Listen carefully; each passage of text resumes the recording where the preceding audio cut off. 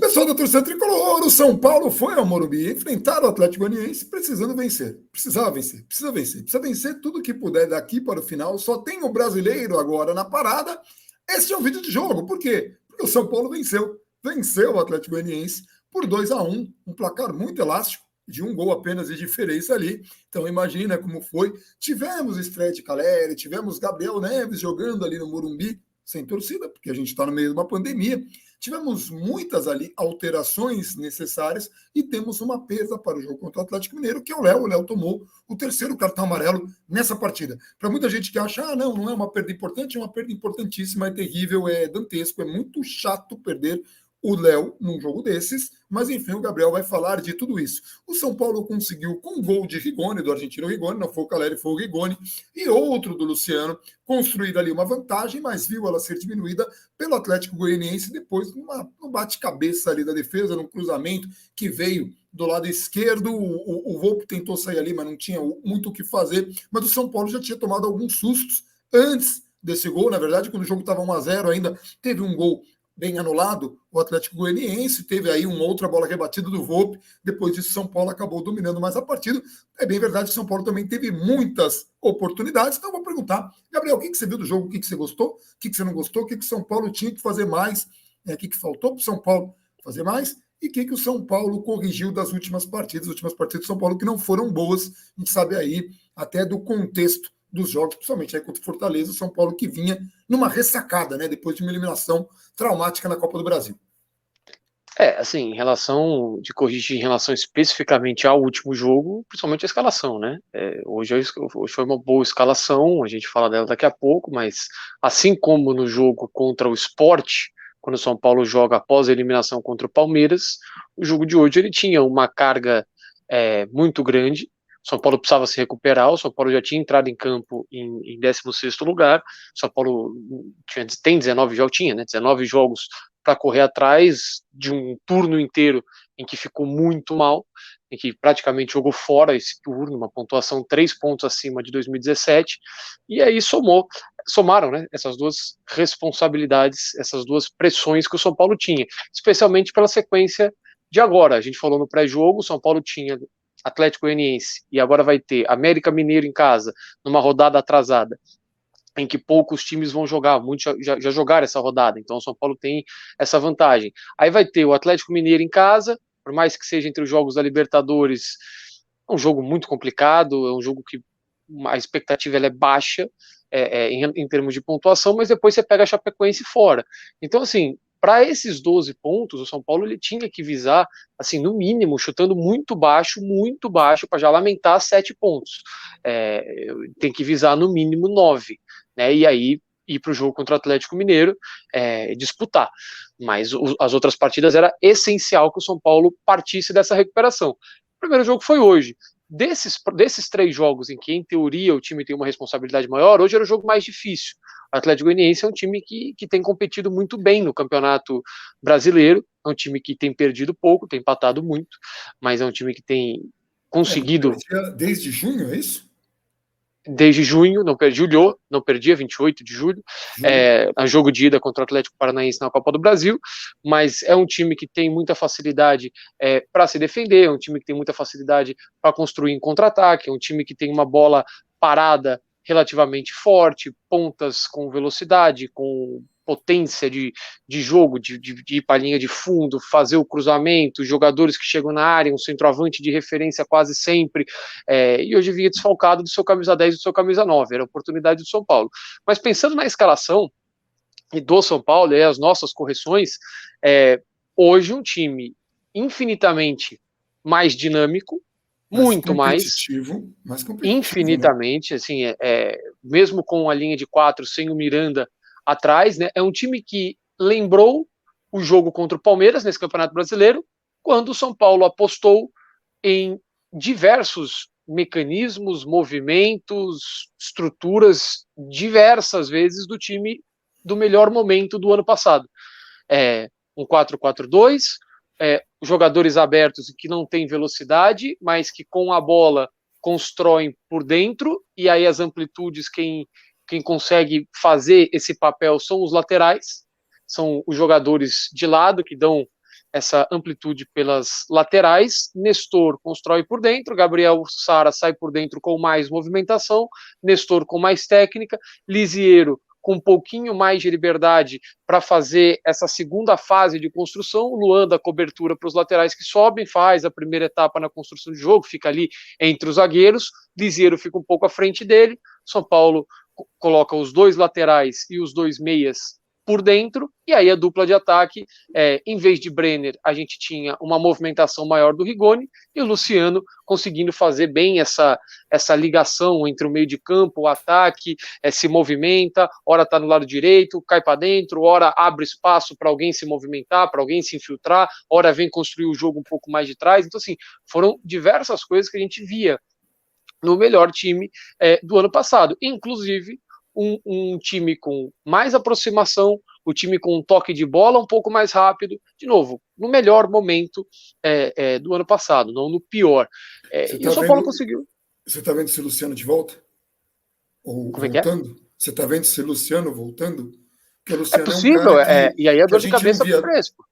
Desde quando o Crespo assumiu, na verdade, antes, obviamente, do Crespo assumir, já ali no final da era de Diniz, a gente não via esse Luciano com essa intensidade. O Luciano teve algumas contusões seguidas, a gente falou aqui, inclusive, numa tentativa apressada de colocá-lo para se recuperar depois do primeiro jogo contra o Grêmio, naquela Copa do Brasil, que o São Paulo acabou eliminado, mesmo jogando melhor que seu adversário. O Luciano acabou jogando num jogo de meio desses dois confrontos contra o Grêmio e contra o Fluminense, se machucou, e depois dessa vez que ele se machucou, ele não voltou a desempenhar o futebol que tinha consagrado, que tinha colocado ele no coração do torcedor ali. Não era mais aquele Luciano que vinha buscar e tal. No começo da era Crespo, a gente até achava que era uma adaptação ao sistema do Crespo, muito mais do que algum problema físico ou alguma condição técnica. Porque muitas vezes parecia. Porque muitas vezes foi. Com o Crespo, quando você tem um Benítez em campo, por exemplo, ou quando o São Paulo joga com 3 zagueiros, um 3-4-1-2, com o Luciano era muito mais um 3-4-2-1. Ou seja, 2 meias. Ele jogava como um segundo meia, em vez de ser um segundo atacante. E aí ele jogava um pouco mais distante da área, com um pouco mais de responsabilidade de ajudar o meio armador na construção das jogadas, e aí isso exige um pouquinho de adaptação. Hoje, ele volta a jogar com muito mais liberdade para se movimentar, para encostar com o Rigoni quando o Rigoni está mais avançado, para vir buscar jogadas quando o time pede isso, e aí o Nestor pode se infiltrar, um lateral pode fazer a ultrapassagem, o Gabriel Sara vai se movimentar para abrir o espaço dele e para jogar próximo ao Reinaldo. Isso aconteceu bastante no primeiro tempo, e o São Paulo vai trocar passes rápidos, e o São Paulo vai ter opções de passe, e principalmente o São Paulo vai sair jogando pelo chão para construir as jogadas. O primeiro gol sai assim. O Atlético Goianiense tenta pressionar o São Paulo, o Léo não se afoba, mais uma boa partida, muito regular a partida do Léo. Outra, por isso me preocupa esse terceiro cartão dele. Aí o Miranda volta, talvez o São Paulo repita a estrutura da escalação, e aí dá para você tentar suprir isso de outras maneiras, mas o Léo consegue fazer essa saída de novo muito bem. O meu celular ele tá com um problema, então isso vai acontecer algumas vezes, tá? Não sei se isso sai no vídeo. E depois você volta a dar mó medo, assim. O meu celular tá com problema, ele fica entrando uns negócios, sei lá o que tá acontecendo com esse negócio aqui. Mas ele tá com defeito, então isso vai acontecer. Mas Léo sai jogando, não se afoba, foge da pressão, sai com o Lisiero vai ser pressionado, e aí toca de primeira. E nesse toque de primeira, que a bola cai pro Reinaldo, o São Paulo clareia a pressão do Atlético Goianiense. Dinamismo. O que falta muitas vezes, especialmente quando tem o Benítez em campo com uma outra ideia de jogo. Essa jogada específica não vai acontecer. O Benítez ele vai oferecer outras coisas em outros contextos, em outros cenários. Isso não acontece. Esse passe de primeira, em que o Reinaldo recebe, clareou, abriu a marcação do Atlético Goianiense, você conseguiu achar o Rigoni, que vem buscar a bola quase na meia-lua da grande área, e aí com espaço, ele de frente para a linha de defesa, consegue abrir para o Nestor. Igor Vinícius dá a amplitude, dá a profundidade, os laterais fazem isso, não mais os meias ou pontas, o Nestor puxa por dentro, como fazia ano passado o Gabriel Sara e Igor Gomes, levanta a cabeça, infiltração do Rigoni, como era o Luciano. A gente muitas vezes agora tem 2 Lucianos, porque o Rigoni tem muito mais característica de Luciano do que de Brenner, pensando no time do ano passado. E aí a assistência do Nestor é espetacular. como o Nestor vem criando essa jogada. O Nestor ele vem evoluindo É absurdo. muito quando ele joga com absurdo. um pouquinho mais de liberdade, quando ele não é Absurdo. obrigado a fazer a função ou do Lisiero, ou um pouco mais preso porque ele tem que dar liberdade para outro jogador. Dessa vez Sim. a liberdade era para ele. Não que ele jogasse solto, sem responsabilidade, não era nada disso. Mas ele tem muito mais liberdade com Luan e Lisiero do que ele tem com só Luan ou só Lisiero. E é uma ou coisa assim, um jogador, ou uma dupla, um trio de frente que ninguém marca. E aí ele vai ter que marcar, como aconteceu contra o Fortaleza. O que me traz um pouco de tristeza é que muitos torcedores não percebam esse crescimento do Nestor, porque não é um jogador tão carismático quanto alguns outros. Não é um jogador que vem da base ali e tal. Então, o cara vai e mete um lançamento daqueles que resulta num pênalti para o São Paulo, né? Uma bola lindíssima. Ou mesmo num jogo desse. Porque, assim, o Nestor, além de ele estar melhorando muito nessa questão da marcação, tem algumas bolas, a visão dele de jogo, isso ele vem aprimorando muito e vem acertando alguns passes e passes muito sempre foi qualidade dele, só que agora ele está se desenvolvendo cada vez mais. E às vezes, não é sempre que ele vai meter essa bola, às vezes ele vai olhar e ver que não é o melhor momento, vai tocar ali para um companheiro de lado, ou vai segurar, vai entender o melhor momento. Isso normalmente exige de um jogador muita maturidade, e ele é um garoto. Por que eu falo muita maturidade? Porque isso acontece na vida. Você acaba sendo conhecido como um jogador que mete bolas. Vem a bola para você, você naturalmente tenta se encaixar nesse perfil que desenharam para você. Você é o cara que corre, você vai receber a bola, você vai correr, é a tua tendência. Agora, se você tem maturidade, você vai entender que tem hora que é para você correr, tem hora que é para você segurar, que é para você tocar de lado. Nem sempre é para você fazer aquilo pelo que você está sendo conhecido. Nestor não, muita maturidade, melhorando na marcação, muito bom no posicionamento tático. Às vezes a movimentação dele sem bola é muito boa e esse dinamismo não é pelo passe do gol, faz algum tempo que a gente está elogiando aqui, mesmo quando o São Paulo não faz boas partidas, né? Porque aconteceu também bastante. Sim, e aí, além dessa evolução, a gente tem um detalhe que é importantíssimo a gente reparar, porque assim, o gol ele já sai, ali eu não lembro exatamente a minutagem, mas o jogo já tinha caminhado um pouco, não é um gol no começo da partida, mas a melhora do São Paulo em termos de disputa, mas não só disputa, briga, ou dar carrinho, chuta a bola para arquibancada, não isso, mas a pressão pós-perda, a marcação-pressão quando o São Paulo perdia a bola. Fazia muito tempo em que a gente não via isso, mas realmente muito tempo. Eu não sei nem precisar o quanto tempo o São Paulo não conseguia fazer tão bem e ser tão efetivo nessa marcação como foi contra o Atlético Goianiense, especialmente no primeiro tempo e em alguns momentos do segundo tempo. E isso faz diferença. Então a gente teve nesse jogo, mesmo com outra formação, mesmo sem os três zagueiros, a gente teve uma estrutura do ano passado com uma marcação-pressão efetiva, na maior parte do jogo pelo menos, e com um time com aproximação e passes rápidos. Como a gente falava, o melhor São Paulo de Hernan Crespo. Aproximação, passes rápidos, marcação, pressão. Eu ia te perguntar, e o lance do Igor Vinícius, né? Ele tomou uma pancada ali, o amarelo, né? E aí tem aquele árbitro, né? Que olha. Tem aquele árbitro que olha e vê se o cara tá sangrando. Vai mudar o cartão. A expulsão de legista. Ainda bem que não aconteceu. Expulsão de legista. É isso que eu queria que você comentasse. Que foi a expulsão do Nestor, que é a expulsão do Matheus Reis lá em 2014, que é a expulsão do Carneiro contra o Red Bull, sei lá quando. Que é errado, tá? E que bom que hoje não aconteceu. E só para colocar aí, 35 do primeiro tempo, o gol. Tá? Já foi. Eu lembrava que tinha sido já numa parte final. Viu? Isso. E aí, 25 do segundo, o gol do Matheus Barbosa, 10 do segundo, Luciano. Então, foi 35 do primeiro, 10 do segundo e 25 do segundo tempo, o gol de empate. A questão do Igor Vinícius, assim, é uma falta de jogo para parar contra-ataque, que teve um acidente ali que pegou no rosto dele. É até difícil ver que parte do corpo do jogador do Atlético pega no rosto do Igor Vinícius. Pela imagem, eu nem tinha identificado que tinha pegado no rosto dele. Sim. Eu só vi depois quando o olho dele ficou um negócio. Mas incha ali na hora. Você teve que, no fim das contas, substituir o jogador por causa disso, porque conforme o jogo foi passando, o olho dele simplesmente foi fechando. Ou seja, você perdeu. Parecia luta de boxe mesmo, né? Você perdeu um jogador. E assim, aí se for por fotinho de Instagram, toda hora tem isso. Olha só o que aconteceu com a minha perna. Vambora, velho, vambora. Assim, ou você deu uma entrada forte que pode ou não gerar. Aconteceu de novo, né? Ou deu uma entrada forte que pode ou não gerar algum problema no jogador, ou você vai ficar com a marquinha, porque não sei o que, gente, vamos embora. Então, o cartão amarelo é bem aplicado, o problema é quando isso não acontece, o árbitro vai lá, olha, tá machucado, troca a cor do cartão, então, tudo bem, é um lance Ainda bem que não normal, aconteceu, não era caso de expulsão, era caso de amarelo não mesmo. era caso de expulsão. Eu só estou colocando isso porque que bom que não acontece isso. Seria bom que com o São Paulo também acontecesse ao contrário e também não mudasse a cor do cartão.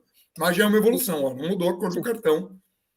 E aí você tem no primeiro, no intervalo do jogo, a mudança, você tem que colocar o Galeano no lugar do Igor Vinícius, o Galeano vai bem, e aí a gente lembra que no jogo do Campeonato Paulista, nos jogos, né, do Campeonato Paulista, foi quando o Hernan Crespo começou a testar o Galeano, como ala, com os 3 zagueiros, e aí no jogo contra o Guarani, talvez, ele joga como ala das 2 assistências, eu não lembro, algum jogo que ele termina como lateral mesmo, não como ala, ele termina como lateral, mas esses testes foram feitos, e agora a gente pode colher um pouco disso. Dentro de toda a limitação do Galeno, que hoje vai bem, mas não é um jogador que dificilmente vai ter uma sequência como titular, a menos que precise. O Igor Vinícius não tem condição de jogo, ou está numa fase tenebrosa, aí você vai com o que tem, mas não é um Ou tomou jogador um cartão, excepcional. ou É, inventaram lá uma punição, o cara jogou a bola para assim, dentro, ele pega 200 jogos, porque se é um jogador hoje do foi bem. Flamengo, não pega, né? Você pode jogar a bola para dentro, você pode xingar, pode roubar o cartão do juiz, não tem problema nenhum. Mas se é um jogador de São Paulo jogou a bola para dentro, cara, tem que pegar 10 jogos, bater na mãe do cara.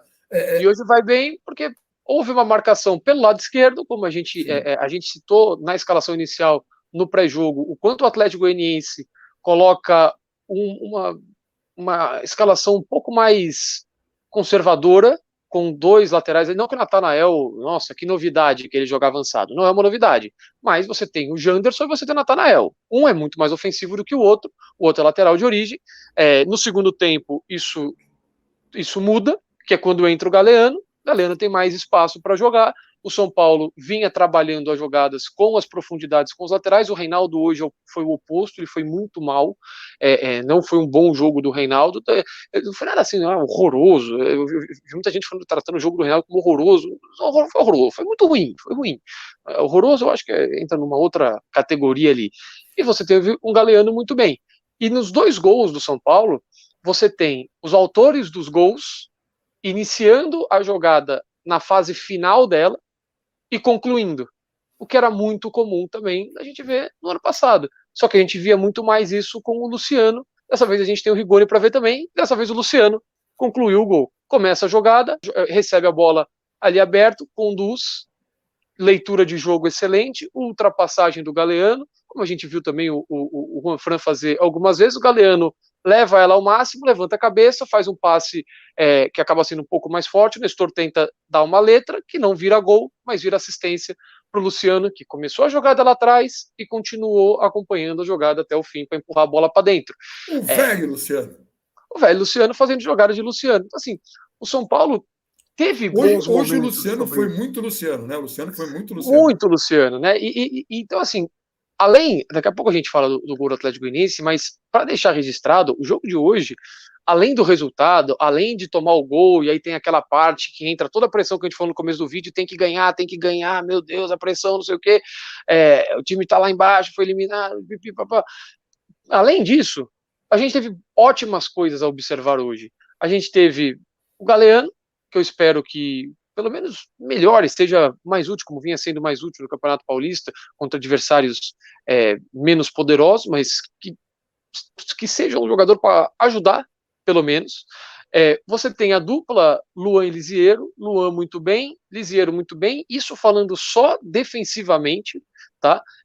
Só defensivamente a gente tem uma melhora no dinamismo do jogo, na dinâmica de jogo, toca rápido, São Paulo se aproxima, o Rigoni e o Luciano se entendendo, isso é muito importante, os 4 meio-campistas de Cotia fazendo um bom papel, pelo menos tático, na parte técnica, o Sara hoje não foi bem, mas pelo lado esquerdo fecha espaço, disputa a bola, dá carrinho que o São Paulo fica com a bola. Não havia passividade. O Atlético Goianiense não pegava a bola no sistema defensivo e vinha caminhando com muita calma até chegar na intermediária do São Paulo. Na intermediária do São Paulo ficavam 3 caras lá longe, sem marcar ninguém. Aí daqui a pouco tá o Nestor correndo desesperado para um lado, o Lisieiro correndo desesperado para o outro. Tem 3 caras no setor deles, eles não sabem quem eles pegam, porque tá sobrecarregado.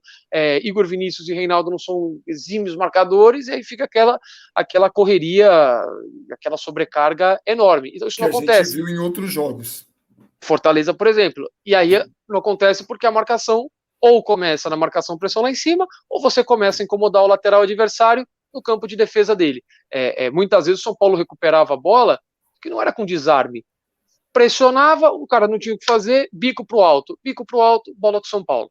Então isso é muito relevante para a construção de jogo, para não estourar lá no zagueiro, para não estourar no goleiro, para não estourar no próprio Luan. A gente viu hoje o Luan na parte final do jogo, até pela questão física, o São Paulo morreu no fim do segundo tempo. Cara, eu fazia muito tempo que a gente não via um jogo tão intenso do São Paulo, e se a gente compara, só para pegar um jogo, tá?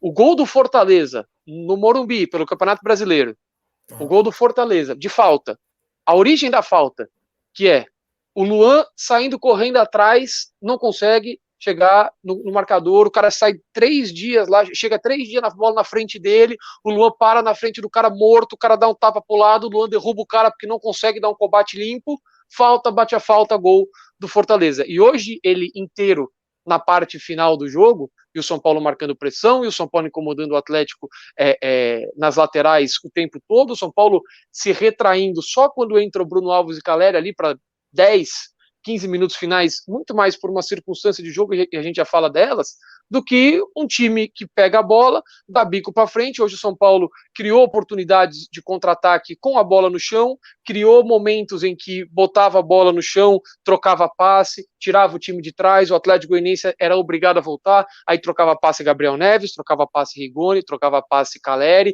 vinha o Luan jogar um pouco. O Luan hoje deu uma enfiada de bola pro Rigoni no primeiro tempo, excepcional. E o Rigoni perde o gol. O Rigoni, aliás, perdeu hoje 2 gols que ele não costuma perder, que poderiam ter feito falta, um no primeiro tempo e um no segundo. Mas tem muita coisa boa pra gente ver hoje.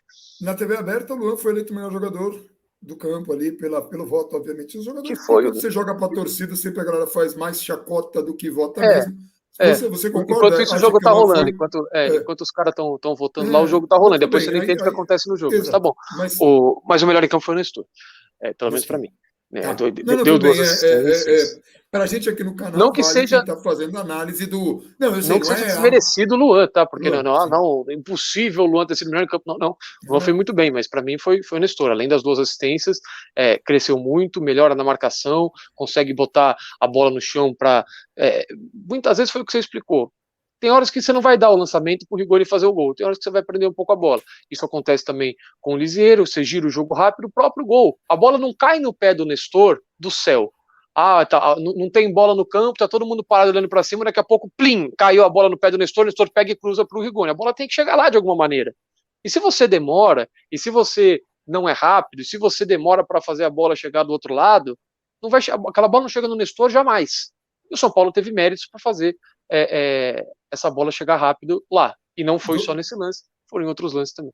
2 registros rápidos, só para eu não esquecer. Um deles, uma coisa curiosa que aconteceu hoje, uma barrigada inclusive na transmissão aberta, aconteceu do jogo do Cruzeiro com o Vasco. Que os caras perderam a anulação de um gol no replay e fizeram todo o anúncio do restante da coisa. E depois eles tiveram que falar, aquele resultado que a gente deu de um jeito acabou empatado. Isso foi muito curioso.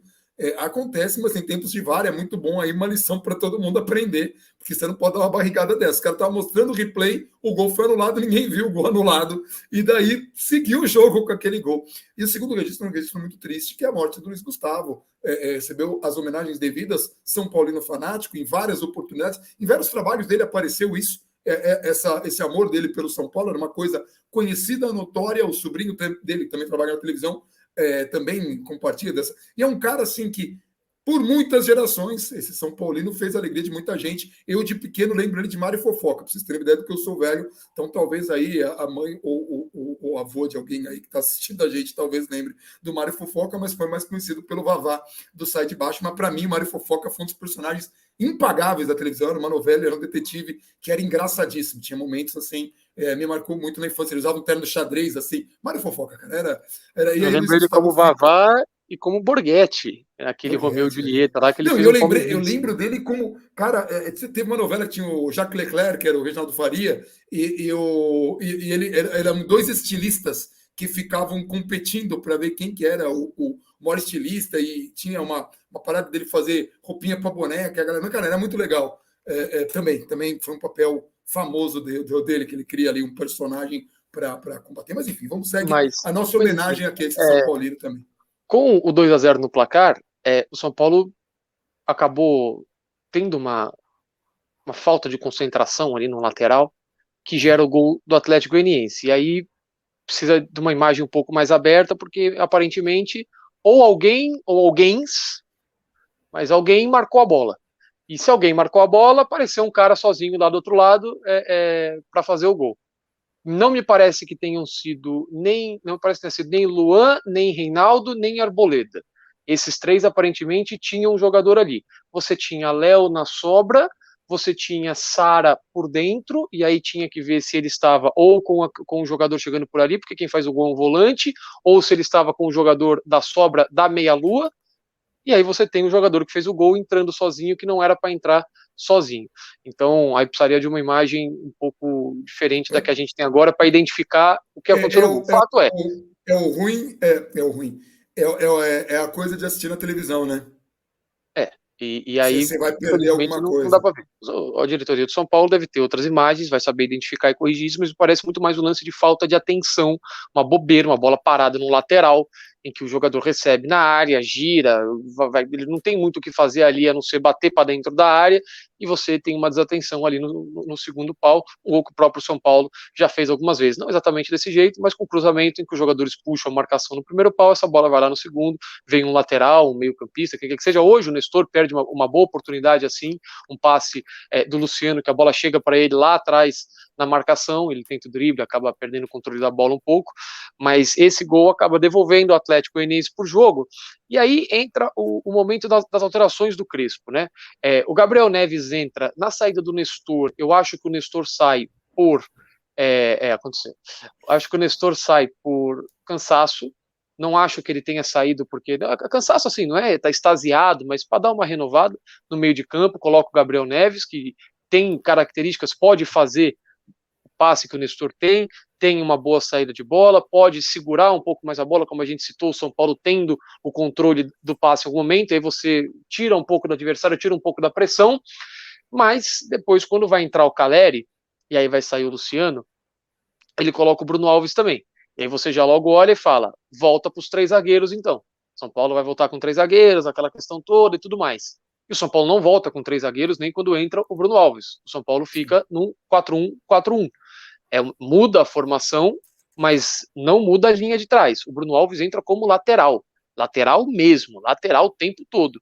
E aí, assim, eu achei um excesso de mudança, entendi a questão do jogo aéreo, que o Atlético Goianiense coloca o Dudu, coloca o Lucão, vai forçar o jogo aéreo, tem um bom jogo aéreo, você aumenta a estatura do seu time, tudo bem.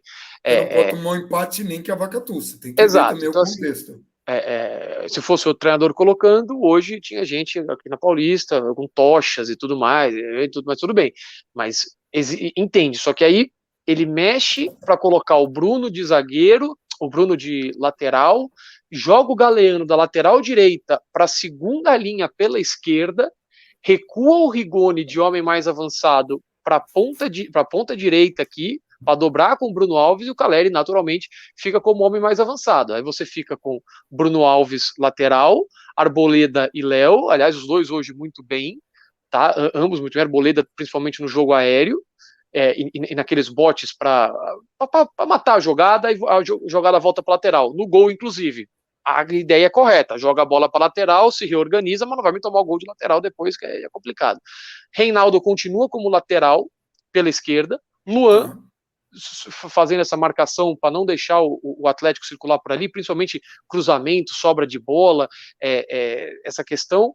Lisiero e Gabriel Neves, e aí no fim do jogo entra o Shiloh, que achei a mudança ali, entendi a questão de segurar o jogo, mas dá uma aflição. Foi uma careta aí, a hora que entrou o Shiloh foi um choque. Foi enfim, podia ter colocado o Thales, por exemplo, mas o Crespo achou o Thales é mais dinâmico que o Shailon, o Thales ainda tem alguns defeitos de marcação, mas enfim, tudo bem, o importante é que pelo menos deu tudo certo. Você tinha esses dois assim à frente do Luan, Galeano de um lado, Rigoni do outro, Caleri na frente. A estreia do Caleri, eu achei muito boa, e outra coisa positiva. Ganhou uma bola no alto, que é uma bola difícil, né? A primeira bola, acho que foi a primeira bola dele, que ele disputa, que é um chutão que ele já ganha a bola no alto, aí é um jogador diferente. Sim, e tem uma que ele ganha no alto e ganha o rebote também, ele cabeceia para ele mesmo, porque é um jogador que ele não tem estatura ou porte físico, mas não parece, né? Viu, não, e a gente trouxe aqui na live de apresentação, não, de contratação dos dois, fizemos uma live, acho que foi na terça-feira mesmo, né? Quer dizer, eles foram anunciados na segunda, a gente fez a live na terça, em que ele sabe fazer o pivô, e a gente não tem ninguém no elenco que saiba fazer o pivô.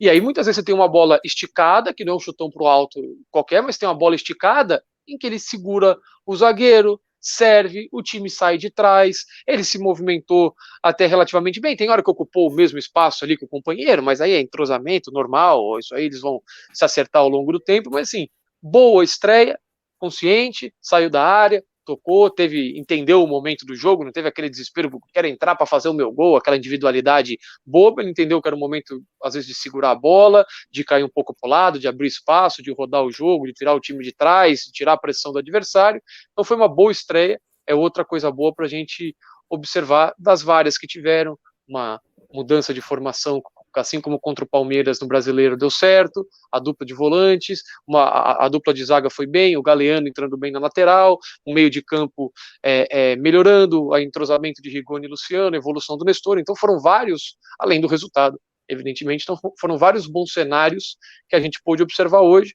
É um bom jogo, cara, eu acho que de novo, tinha pressão, não vai ser um espetáculo, não vai, olha só, que maravilha, mas eu acho que menosprezar o Atlético Goianiense, que vem sendo uma equipe extremamente competitiva, não é uma equipe que vai chegar lá, não vai brigar por G4, nada disso, mas é uma equipe que vem complicando jogos contra praticamente todos os adversários, dificultando a partida, ninguém vai, vou pegar o Atlético Goianiense, agora vai, tô tranquilo, isso não acontece, então o São Paulo conseguiu ganhar de um adversário que, querendo ou não perdia praticamente 2 meses, então bons 3 pontos, e quarta-feira que vem, aí uma obrigação muito maior, se bem que até quando a gente começou a gravar, o América estava ganhando do Corinthians em Itaquera, então não sei como está nesse momento, mas de qualquer jeito o São Paulo precisa fazer o resultado para continuar crescendo e repetimos o que a gente vem falando, buscar uma das vagas na Libertadores, seja com G7, 8, 9, G38, enfim, o São Paulo precisa buscar essa vaga. Nesse momento o Corinthians já empatou. Tá, tudo bem, esperado. Então, enfim, é esperado, né? Até a estreia do William e tal, é esperado, é um resultado que, assim, o São Paulo tá brigando lá embaixo, ganhou 4 posições, foi ajudado pelos resultados de ontem, empate Ceará-Santos, empatou Ceará e Santos, empatou o Bahia, acabou empatando com o Red Bull Bragantino, o Juventude tomou a virada Atlético Paranaense, o São Paulo pegou a posição desses 4 aí, e agora contra o América tem a chance de pegar mais algumas antes do jogo contra o Atlético Mineiro. O Juliano recebeu do Ju, empatou. A última homenagem aí, então vou pegar só 3 personagens, né? O Vavá, pela ordem inversa, o Vitor Valentim e o Mário Fofoca do Luiz Gustavo, nossa homenagem para ele. Tínhamos alguma coisa que você queria falar? Porque assim, agora a gente vai voltar, hoje é domingo, a gente vai voltar para a live de terça, que vai anteceder já o jogo, né? Sim, acho que era isso, acho que era principalmente a dificuldade do jogo de hoje e as boas notícias que o São Paulo teve, especialmente na parte de intensidade, de dinâmica, de mudança tática, de estreia, de evolução, de duplas, né, Liseiro, Nestor, o próprio Arboleda e Léo, Rigoni e Luciano, então bons prognósticos, acho que é uma partida para trazer um pouco mais de esperança antes do jogo contra o América, repetimos, e contra o Atlético Mineiro, aí um jogo mais difícil, mas logo depois tem a Chapecoense, são jogos que o São Paulo precisa se recuperar no campeonato. Eu vou convidar todo mundo para assistir o Contextualizando, o último que a gente fez. 2022 a conta não fecha, porque a conta não fecha mesmo. é um prognóstico muito pessimista em relação ao futuro do São Paulo, se nada for feito, principalmente aí a esse futuro financeiro, E aí a a esses classificação problemas da do São Paulo, Libertadores pesa muito. pesa muito, Muito. ela é primordial para que o Sim. time não entre num buraco terrível. Então eu convido todo mundo, não apenas para assistir, mas principalmente para compartilhar esse vídeo, porque a gente precisa que boa parte da torcida entenda qual é este São Paulo. Porque às vezes a pessoa, quando torce para um time, ela tem no imaginário o auge desse time como padrão. O auge nunca é padrão, senão não chamava auge. Se o auge fosse padrão, não chamava auge, chamava outra coisa. Todos os times, futebol é muito cíclico, tem momentos que você está bem, tem momentos que você está ruim, tem momento do seu auge, tem aquele momento mágico do time. A maior parte dos times grandes teve aí seu auge, seu apogeu. São Paulo conheceu isso na era Tele, não é. Aquilo não é o São Paulo sempre, aquilo é o São Paulo de um determinado período, de um determinado recorte, assim como aquela fase com o Muricy, assim como aquela fase de 2005, e hoje é um São Paulo que enfrenta dificuldades financeiras, que não tem o plantel dos sonhos, mas tem um plantel bom, que teve muitos reforços da temporada passada, que tem um técnico muito bom, que estava sendo questionado injustamente, porque a gente coloca contexto aqui, e contexto não vale só para jogador e técnico que a gente gosta. Contexto tem que valer para todo mundo. Né? Eu entendo que muitas vezes um que a gente gosta, a gente tenta trazer um pouco mais, o outro que a gente não gosta, a gente tenta ser mais desonesto. Teve gente que estava achando culpa no gol hoje que o Volpi tomou. Entendo que o Volpi tem ido muito mal, mas assim, não é possível todo gol seja culpa dele. A galera fala, não, um goleiro nota 5 encaixava o cavalo. Não, um goleiro nota 5 teria dado 2 mortais, matado a bola no peito, driblado todo mundo, feito o gol do outro lado de calcanhar. Qualquer goleiro faria aquilo. Infelizmente, o Volpi não acabou tomando o gol. Então, assim, essas coisas fora da realidade eu já nem vou discutir mais, porque não dá. Aqui a gente traz a realidade e deixa o sonho, o devaneio para a torcida que tem todo o direito de fazer. Mas quem entendeu o que está acontecendo, acompanha o canal e principalmente vídeos como esse do Contextualizando, que são muito importantes, que eles podem aí marcar o futuro do São Paulo e muito do que a gente vai falar vai se basear no que a gente disse nesse vídeo, nesse Contextualizando. Principalmente quando a gente vier a criticar uma contratação que para todo mundo parece uma boa ideia e a gente vai falar, olha, no contexto que a gente está, devendo que a gente está, não é bom. A gente já viu outros times fazerem isso e se darem muito mal. É isso? É isso. Podemos? Então, a gente vai ficando por aqui. Um abração para todo mundo e Vamos, vamos São São Paulo. Paulo.